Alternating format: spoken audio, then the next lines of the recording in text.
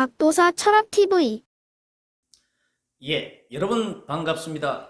박도사 철학방송입니다.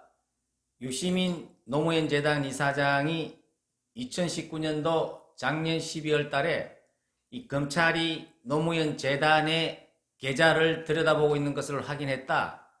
검찰에서 아니라고 부인을 해도 계속적으로 확인을 했다 그러고 심지어는 내 개인 계좌도 들여보는 것 같다.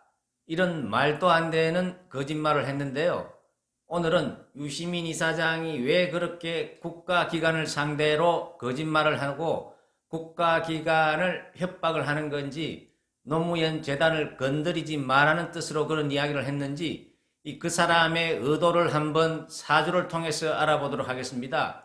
원래 이 거짓말은 자기의 이익을 위해서 사기꾼들이 거짓말을 하는 건데요. 이 유시민 씨 같은 경우에는 검찰에서 전혀 계좌를 들어본 적도 없고, 그것이 들여봤으면은 6개월 이내에 금융기관에서 이 노무현 재단에 통보를 하게 돼 있는데, 실질적으로 유 이사장은 1년이 지났지만은 전혀 통보받은 것도 없고, 실제 이 거짓말의 상황이 급변하게 돌아가다 보니까 이제는 실토를 했는데요. 근데 이 사람이 중요한 것은 왜 뻔히 검찰이 거짓말을 했는 계좌를 전혀 들여다본 적이 없는데 그런 거짓말을 했는지 제가 한번 알아보도록 하겠습니다. 거짓말을 하는 데는 첫 번째 이유는 자기한테 그 거짓말을 통해 가지고 엄청난 이득이 돼야 거짓말을 하게 되고 사기를 치게 되는 겁니다. 이 사기꾼들이 1순위로 하는 것이 거짓말인데요. 유 이사장 같은 경우에는, 이 사람 같은 경우에는 검찰을 상대로 해가지고 이 국가기관을 상대로 해가 거짓말을 하고 국가기관을 무력화시키고 국민들한테 검찰이라는 엄청난 그런 공정한 기관을 사찰기관이라는 불법 사찰을 하는 이 사이비 검찰로 만들어버리는 이런 엄청난 짓을 국정농단을 했는데요. 이것이야말로 대한민국 건국 이래 최고의 국정농단이 아닌가, 이러한 생각이 듭니다. 어떻게 일개 개인이 국가 조직을 상대로 해가지고 불법으로 계좌를 들여다봤다, 이런 말도 안 되는 거짓말을 할 적에는 이 사람한테 얼마만한 이득이 돌아가기 때문에 그런 거짓말을 했는지 한번 알아보도록 하겠습니다. 예, 그래서 이 유 이사장의 유시민 씨의 사주를 한번 보면은, 유시민 씨 같은 경우에는 사주가 음적인 성향이 굉장히 강하다고 볼 수가 있습니다. 이 스님이 신금일간이 미월에 태어났는데요.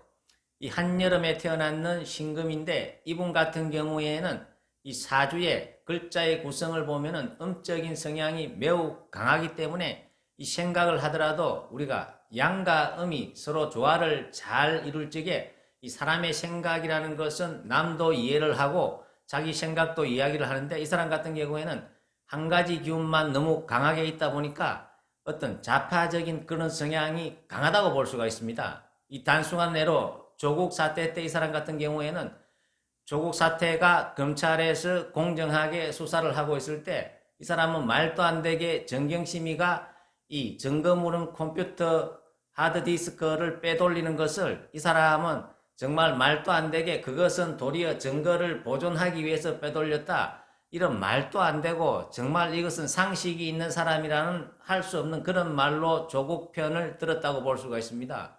이런 것은 이 사람의 성향 자체가 한 가지 방향밖에 생각할 줄 모르는 그런 음적인 성향이 너무 강하기 때문에 그렇다고도 볼 수가 있는 것입니다.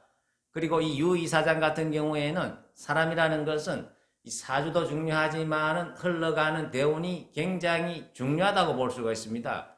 운의 흐름은 크게 10년 주기로 바뀌는데요. 유 이사장 같은 경우에는 현재 진행되고 있는 을축대운이 굉장히 좋지 않다고 볼 수가 있습니다.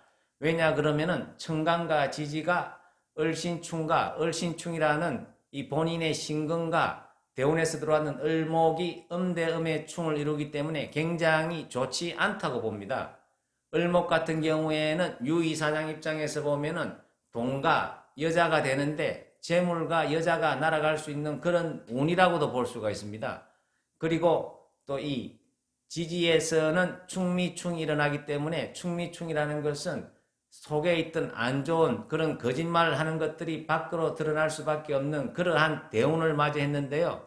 그런데 이 확실하게 대운도 안 좋은데 올해 신축년에 신금이 다시 한번 이 을신충을 대운과 세운의 충돌이 일어나기 때문에 유 이사장은 자기가 거짓말했던 것이 들통이 나고 지금에 와가지고는 굉장히 이 사람이 뻔뻔하고 막무가내인 사람인데요.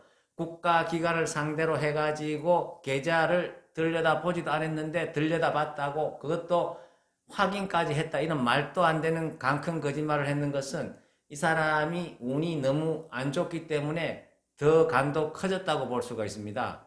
어쨌거나 이 유 이사장이 제가 보기에는 이렇게 거짓말을 하고 이렇게 뻔뻔하게 나갈 수 있는 것은 이 사람의 주수익원은 책가 그리고 강연료라고 볼 수가 있습니다. 이 사람은 어쨌거나 자기가 쓴 책을 많이 팔아야 되기 때문에 결과로 그 사람의 책을 산다는 것은 그 사람을 좋아하고 지지하는 사람이기 때문에 결과엔 좌파 성향의 사람들이 유 이사장의 책을 많이 팔아준다고 볼 수가 있습니다.